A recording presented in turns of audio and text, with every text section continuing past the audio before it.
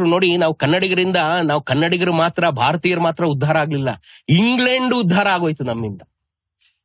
ಪ್ರತಿ ವರ್ಷ 10,000 kg ಚಿನ್ನವನ್ನ ಇಲ್ಲಿ ತಗೊಂಡೋದ್ರು ಸರ್. ಆವರೇಜ್ ನಾನು ಹೇಳ್ತಾ ಇರೋದು. ಕೊಹಿನೂರ್ ಡೈಮಂಡ್ ಅಷ್ಟೇ ಅಲ್ಲ, ಕೋಲಾರ ಚಿನ್ನಾನು ತಗೊಂಡೋಗಿದ್ದಾರೆ.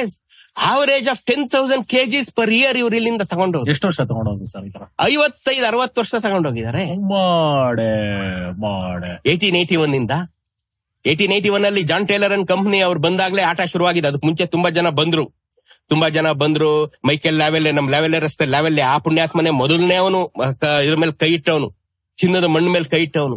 ಜಾನ್ ವಾರನ್ ಅಂತ ಒಬ್ಬ ಇದೆ 1802 ನಲ್ಲಿ. ಅವನು ಡಿಮಾರ್ಕೆಟ್ ಮಾಡ್ಬೇಕಾದ್ರೆ ಮೈಸೂರಿನ ಅವ್ನು ಗೊತ್ತಿತ್ತು ಈ ಕೋಲಾರದಲ್ಲಿ ಚಿನ್ನ ಸಿಗುತ್ತೆ ಅಂತ ಅವನಿಗೆ ಗೊತ್ತಿತ್ತು. ಅದಾದ್ಮೇಲೆ ತುಂಬಾ ಜನ ಬಂದ್ರು.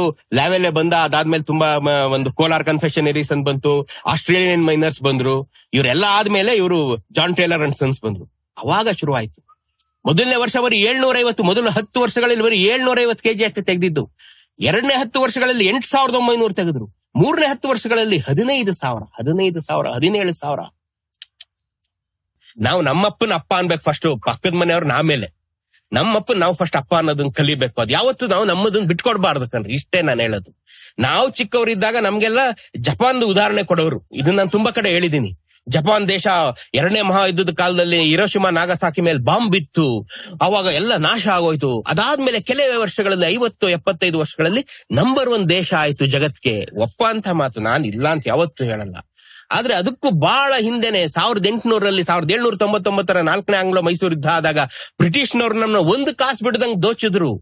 ಅರಮನೆ ಕಟ್ಟಕ್ ನಮ್ಮ ಹತ್ರ ದುಡ್ಡಿಲ್ಲ. 4 ವರ್ಷ ನಾವು ಅರಮನೆನೇ ಕಟ್ಟಲಿಲ್ಲ. 1800ರಿಂದ 1804 ದಸರಾನೇ ನಡೀಲಿಲ್ಲ. ಅವಾಗ ಎಲ್ಲ ಪುನಃ 1804ರಿಂದ ಪುನಃ ಶುರುವಾಯ್ತು. ಶುರುವಾದ್ಮೇಲೆ 1910ರಲ್ಲಿ ಪ್ರಪಂಚದ 7ನೇ ಶ್ರೀಮಂತರು ನಮ್ಮ ಮಹಾರಾಜರು. ಎಷ್ಟೆತ್ತರಕ್ಕೇರಿದ್ವಿ ನಾವು 100 ವರ್ಷಗಳಲ್ಲಿ. ಇದನ್ನ ನಾವು ನೆನ್ಕೋಬೇಕು. ಎಷ್ಟೆಲ್ಲ ಪ್ರಥಮಗಳನ್ನು ಕೊಟ್ವಿ ನಾವು. 1806ರಲ್ಲಿ ಮೊದಲ ವ್ಯಾಕ್ಸಿನ್ ಹಾಕ್ಸ್ಕೊಂಡ್ವಿ ನಾವು. ಎಷ್ಟೆಲ್ಲ 6 ವರ್ಷಕ್ಕೆ ಎಷ್ಟೆಲ್ಲ ಸುಧಾರಣೆಗಳು. ಇದನ್ನ ನಾವು ನೆನ್ಕೋಬೇಕು. ನಮ್ಮವರೇ ನಮಗ್ ಸ್ಫೂರ್ತಿ ಕೊಡಕ್ ಬೇಕಾದಷ್ಟು ಜನ ಇದ್ದಾರೆ. ನಾವ್ಯಾಕೆ ಇನ್ನೊಬ್ಬರ ಮನೆ ನೋಡ್ಬೇಕು?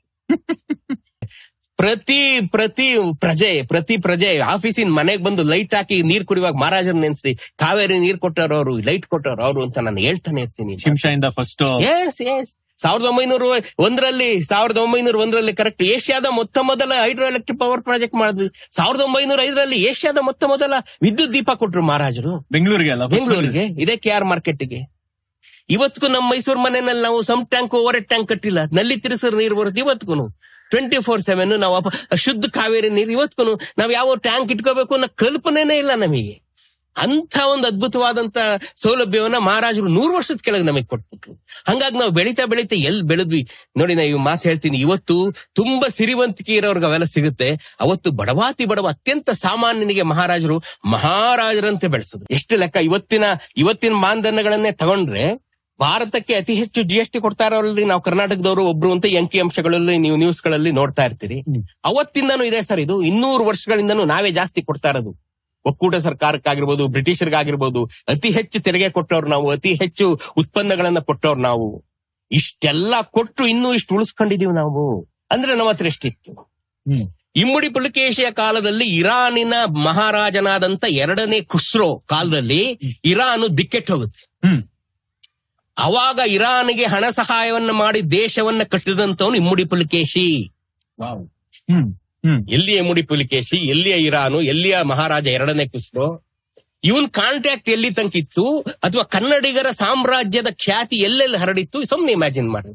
ನಾನು ಹೇಳೋದು 400, 450, 500ನೇ ಇಸ್ವಿ. ಇದು 1,500 ವರ್ಷದ ಹಿಂದೆ. ಇವತ್ತಿಗೆ 2ನೇ ಖುಸ್ರೋ ಬಂದು ಇಮ್ಮಡಿ ಪುಲಿಕೇಶಿನ್ ಕೇಳ್ಕತ್ತ, ನಮ್ ದೇಶ ಹೋಗ್ಬಿಡಿದೆ ಆರ್ಥಿಕವಾಗಿ, ನೀನ್ ಸಹಾಯ ಮಾಡು ಅಂತ. ಇವನು ಅವನಿಗೆ ಸಹಾಯ ಮಾಡಿ ಆ ದೇಶ ನಿಲ್ಲೋದಕ್ಕೆ ಕಾರಣ ಆಗ್ತಾನೆ. ಇದೆಲ್ಲ ಇತಿಹಾಸದಲ್ಲಿ ಇದೆಯಾ? ಎಸ್ ಇದೆಲ್ಲ ಇದೆ. ಅಜಂತ ಎಲ್ಲೋರ ಕಟ್ಟಿದವ್ ನಮ್ ಕನ್ನಡಿಗನಾದಂತ 1ನೇ ಕೃಷ್ಣ ಅಜಂತ ಎಲ್ಲೋರ ಅವನ್ ಕಟ್ದ. ಹೆಂಗ್ ಕಟ್ದ ಅಂತ ಇವತ್ತು ಎಲ್ಲೆಲ್ಲಿಂದ ಬಂದು ತಲೆ ಕೆಡ್ಸ್ಕೊತಾ ಇದಾರೆ. ಆ ಕೆತ್ತಿದ ಕಲ್ಲೆಲ್ಲೋಯ್ತು, ಅದು ಕಟ್ಟಕ್ಕೆ ಎಷ್ಟು ವರ್ಷ ತಗೊಂಡ, ಇದು ಇವ್ರು ಕಟ್ಟೇ ಇಲ್ಲ ಅಂತ ಬೇರೆ ಯೂಟ್ಯೂಬರ್ಸ್ ಯಾರೋ ಏಲಿಯನ್ಸ್ ಬಂದ್ ಕಟ್ಟಿಬಿಟ್ರು ಅಂತ ನಮ್ಮನ್ನೆಲ್ಲ ಡಿಮಿನಿಷ್ ಮಾಡಕ್ಕೂ ನೋಡಿದ್ರು.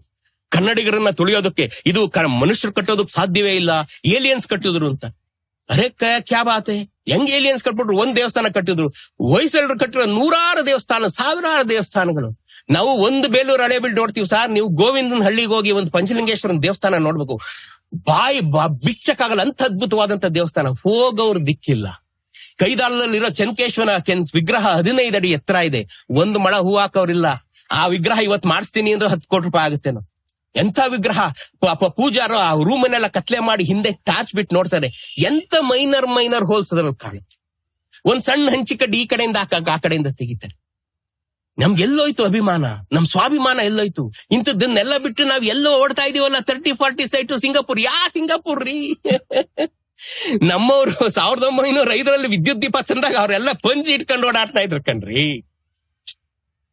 ಮೊಮ್ಮಗ ಇಂಜಿನಿಯರಿಂಗ್ ಮಾಡ್ದ ಅಂತ ಎಲ್ಲ SLC ಮಾಡಿರೋ ತಾತನ್ ಮರಿಬಾರ್ದು. SLC ಮಾಡಿರೋ ತಾತನ್ ನಾಲೆಡ್ಜ್ ಮುಂದೆ ಮೊಮ್ಮಗನ್ ಇಂಜಿನಿಯರಿಂಗ್ ಏನೂ ಇಲ್ಲ.